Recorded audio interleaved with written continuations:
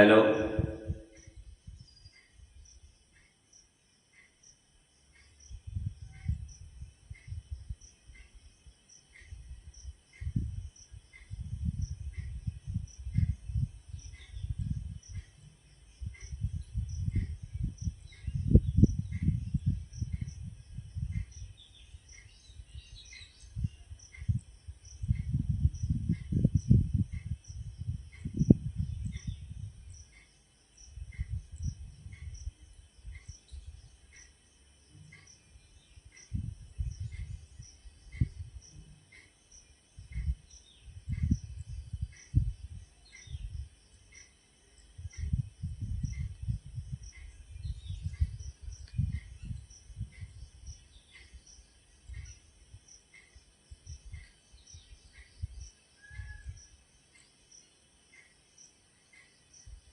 Hello. हाँ।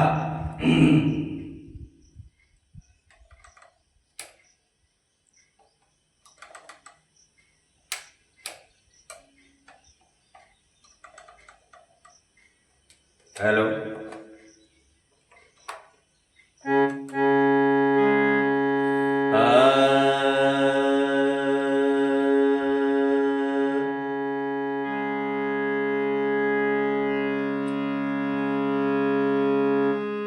नमो नमो गुरुदेव को तो साधु स्वरूपी देव, आदि अंत गुण काल की तो जानन हरि भी।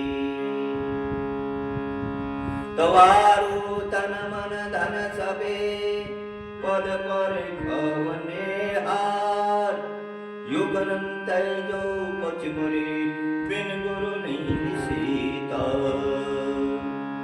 तो बोलिए श्री सतगुरुदेव की जय, शांति समाज की जय, भक्ति समाज की जय। विश्व वंदनीय संत सम्राट बंदी छोड़ सतगुरु कबीर देव जी, प्रातः स्मरणीय मेरे आध्यात्मिक जीवन के संपोषक सतगुरु श्री स्वर्ण देव जी, वे मंच आसीन अर्चनीय वंदनीय संत समाज, धर्म प्रेमी बंधुओं, शक्ति स्वरूपा माताएं व बहनों, नन्हे मुन्ने प्यारे प्यारे बच्चों, आप सभी के हृदय मंदिर में निवास करने वाले चेतन देव को दास का त्रैवार साहेब बंदगी, साहेब बंदगी, साहेब बंदगी। धर्म प्रेमी बंधुओं, संचालक महोदय जी ने दास को भी आदेश किया कि आपकी सेवा में कुछ गद्य या पद में निवेदन प्रस्तुत करूं। अगर दास से कोई त्रुटि हो जाती है तो मैं अपनी गलती का आवश्यक सुधार करूंगा। बंधुओं, आज का अवसर बड़ा शुभ है, जो कि हम सब यहाँ पर आकर एकत्रित हुए, आपका हमारा दर्शस्पर्श हुआ, बड़े सौभाग्य की बात। तो आइए देरी न करते हुए सतगुरु के चरणों में एक छोटी सी रचना, जो कि हमने उत्तर भारतीय शास्त्रीय संगीत पद्धति के अनुसार थाट,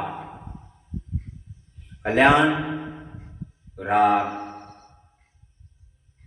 यमन से, कल्याण से सुशोभित किया गया।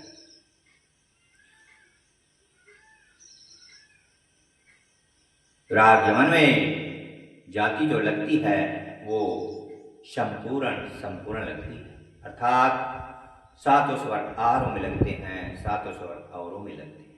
कौड़ मेजर होगा, वादी स्वर गंधार होगा, संवादी स्वर निसार होगा। बात करें स्वरों की तो राग यमन में स्वर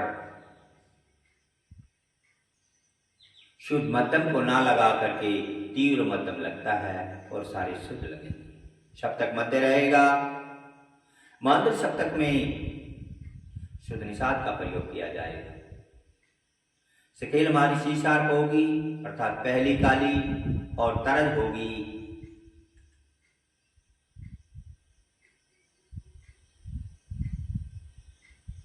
न बचिया वैद्य क्या जाने मेरे दिल की बीमारी।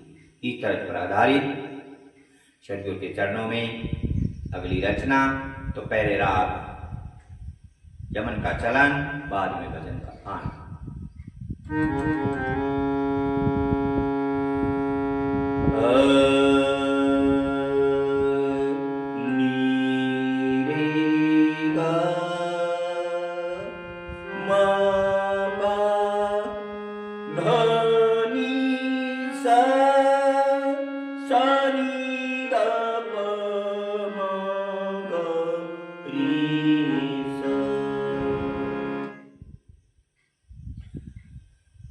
हाँ।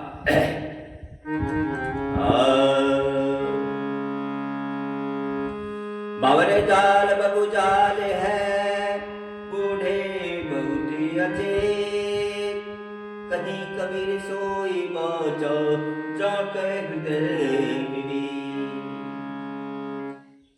तो प्यारे बंधुओं, सदगुरुदेव यहाँ पर कहते हैं, बावर जाल बबू जाल है, बूढ़े बहुत अच्छे, कहीं कबीर सोई बाचा जाके हृदय विवेक।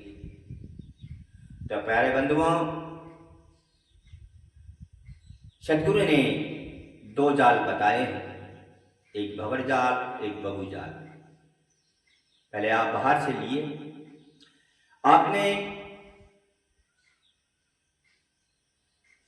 तालाबों में, नदियों में, झोड़ में, जहां भी पानी एकत्रित होता है बारिश का, वहां पर आपने देखा होगा कि एक पानी के अंदर चक्रवात बनता है, बड़ी तेजी से घूमता रहता है, इतनी स्पीड से बन जाती है उस पानी की, अगर उसमें कोई भी जीव आ जाए तो वह बचता नहीं, जो भी चीज आ जाती है वह उसको खत्म कर देती है। कोई बिरला ही मनुष्य है जो भंवर जाल से निकल कर बाहर आ सकता है। दूसरा जाल है बगु। बगु जाल का मतलब होता है बुगला, ऊपर उड़ता है। तो आपने ग्रीष्म ऋतु में देखा होगा, जंगलों में हवा का चक्रवात बनता है, वो घूमता रहता है बड़ी स्पीड से, जो भी इसके अंदर आता है वो उसे खत्म कर देता है। तो ये दो जाल सदगुरुदेव ने बताए हैं, एक भंवर जाल, दूसरा बगु जाल। ये तो बाहर के हैं। अंदर भंवर जाल क्या है? घर परिवार, धन संपत्ति आदि में जीव फंस जाता है और वो कभी भी इनको छोड़ नहीं सकता, इसे कहते हैं भंवर जाल, भंवर में फंस जाता है। दूसरा है बगु जाल। बगु जाल हम अपने ऊपर ईश्वर परमात्मा, अल्लाह, खुदा, गॉड, भूत प्रेत, देवी देवता, लगन, मुहूर्त, शुभ अशुभ लगन, ये सब बातें थोप लेते हैं और ऊपर आकाश में उड़ते, भावनाओं में, कल्पनाओं में घूमते। इससे जीव कभी भी छोड़ नहीं सकता। अगर जो इस भंवर जाल को, बगु जाल को भी छोड़ दे, तो यहाँ सदगुरु कहते हैं, जिनके हृदय में विवेक है वही दोनों जालों को छोड़ सकता है और अपने आप को कृतार्थ कर लेता है। जब तक हम इन दोनों जालों को नहीं छोड़ेंगे, जब तक हमें कल्याण नहीं होगा हमारा। तो इसलिए हमें और आपको सत्संग में आकर के, संतों की शरण करके भंवर जाल और बगु जाल को त्यागना चाहिए। उदाहरण के तौर पर महात्मा बुद्ध एक नगरी में भिक्षा के लिए गया, तो राजा के घर महल पहुंच गया। राजा ने महात्मा की बड़ी अच्छी खतरदारी की, भोजन खिलाया, बैठाया, दान दक्षिणा दी।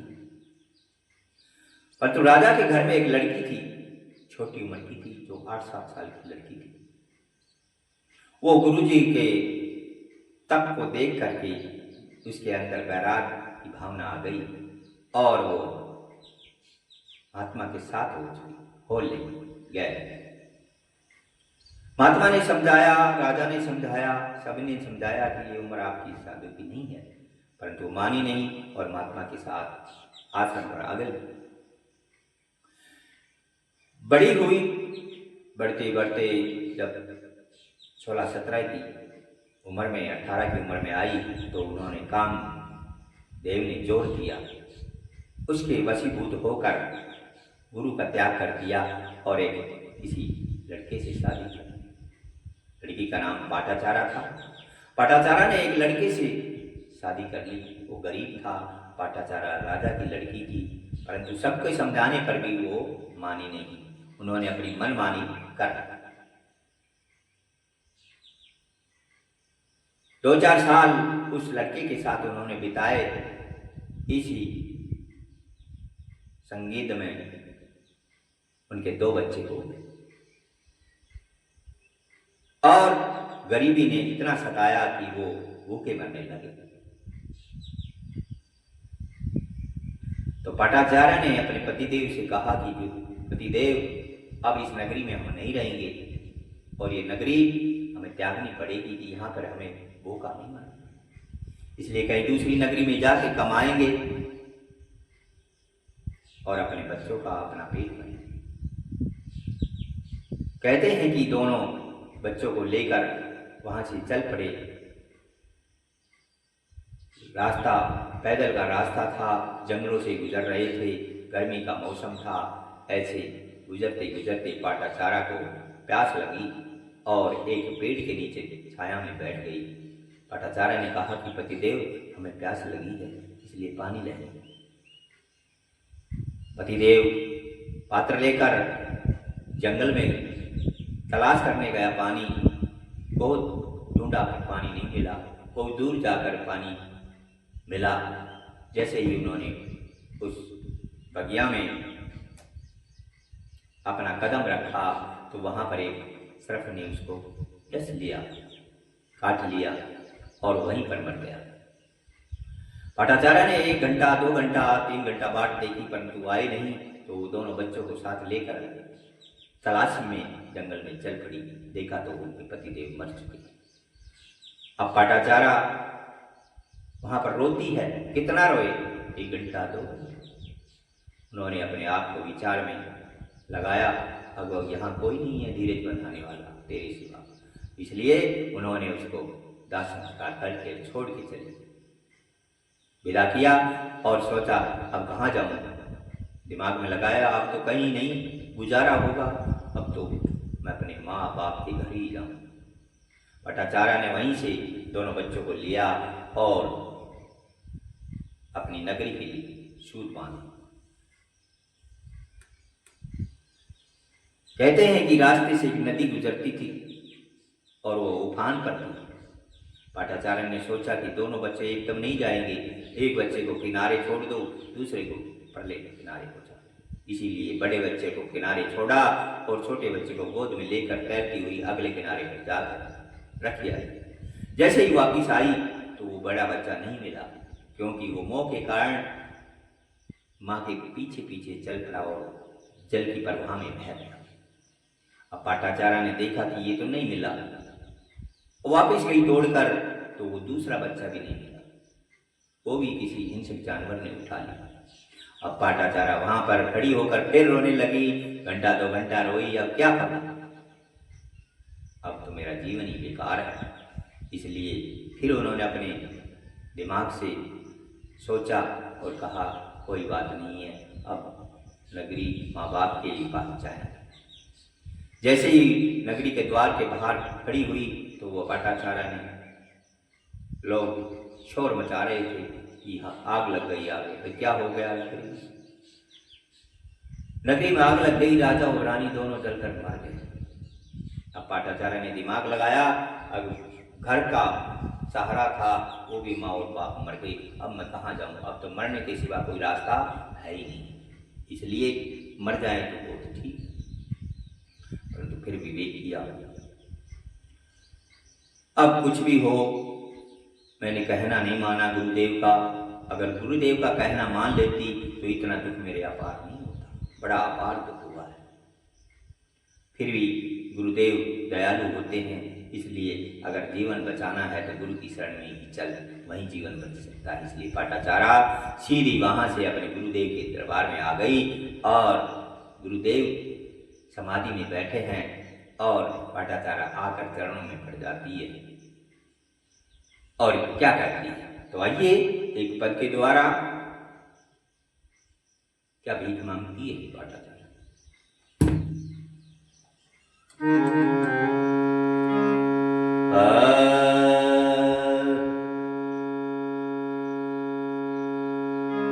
आछे दिन पाछे गए गुरु से किया ना हेत, अब पछताए होते गयो चिड़िया चुग गई खेत।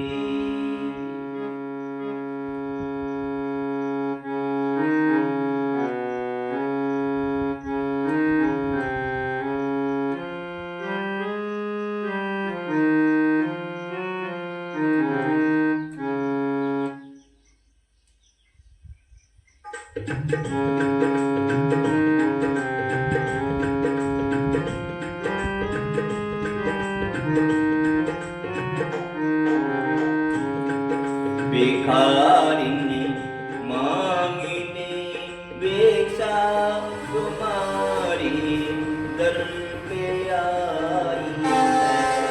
भिखारिनी मांगने भिक्षा तुम्हारी दर पे आई है। गुनाह क्या हो गया मुझसे नजर तुमने चुराई है। भिखारिनी मांगने भिक्षा तुम्हारी दर पे आई है।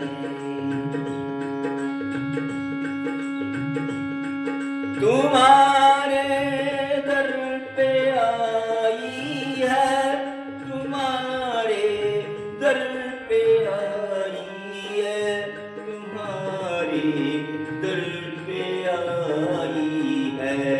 भिखारिनी मांगने भिक्षा तुम्हारी दर पे आई है। गुनाह क्या हो गया मुझसे नजर तुमने चुराई है।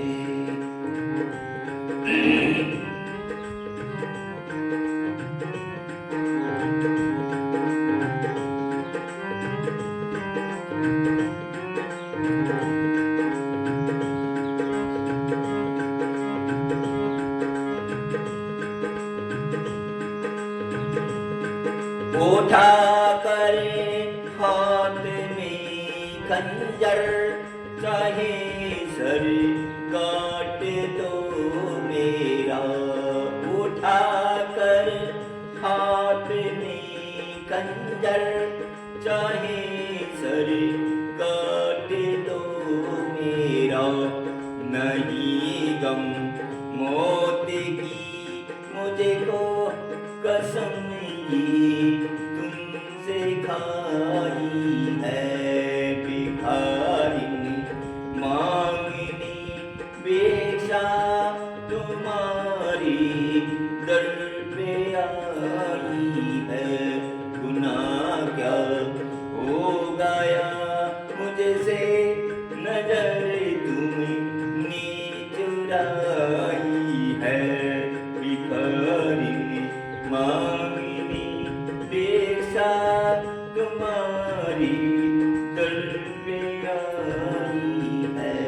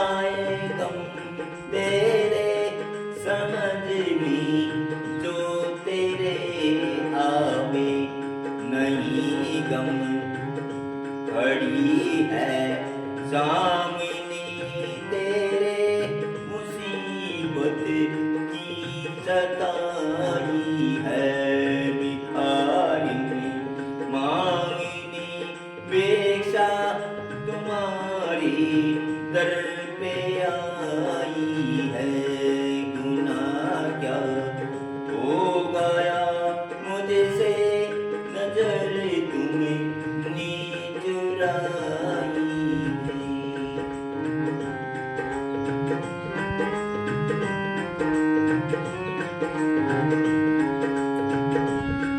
नजर तुमने चुराई है, नजर तुमने चुराई है, नजर तुमने चुराई है। भिखारिनी मांगनी भिक्षा तुम्हारी दर पे आई है। गुनाह क्या हो गया मुझसे, नजर तुमने चुराई है।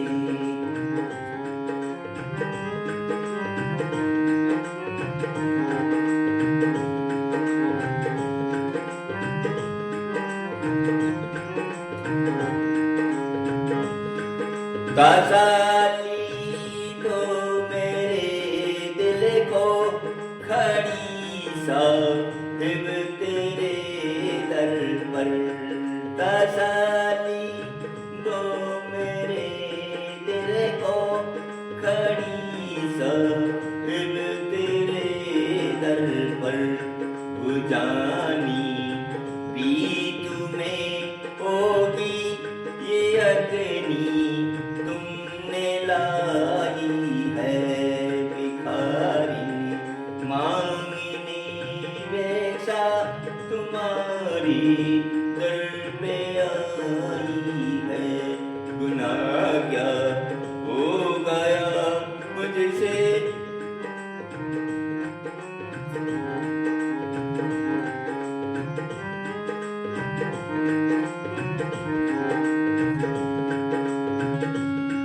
नजर तुमने चुराई है, नजर तुमने चुराई है, नजर तुमने चुराई है। भिखारिनी मांगनी भिक्षा तुम्हारी दर पे आई है।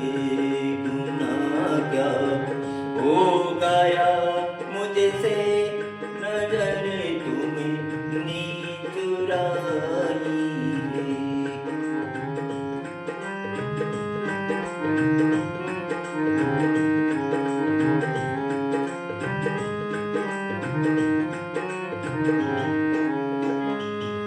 बख्शी दो या फना कर दो, सभी कुछ हाथ में तेरी। बख्शी दो या फना कर दो, सभी कुछ हाथ में तेरी। हिदाये दाश तुम पर है, मिली है की सफाई है।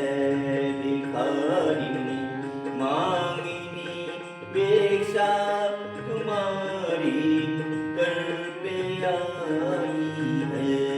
गुनाह क्या हो गया मुझसे, नजर तुमने चुराई है। नजर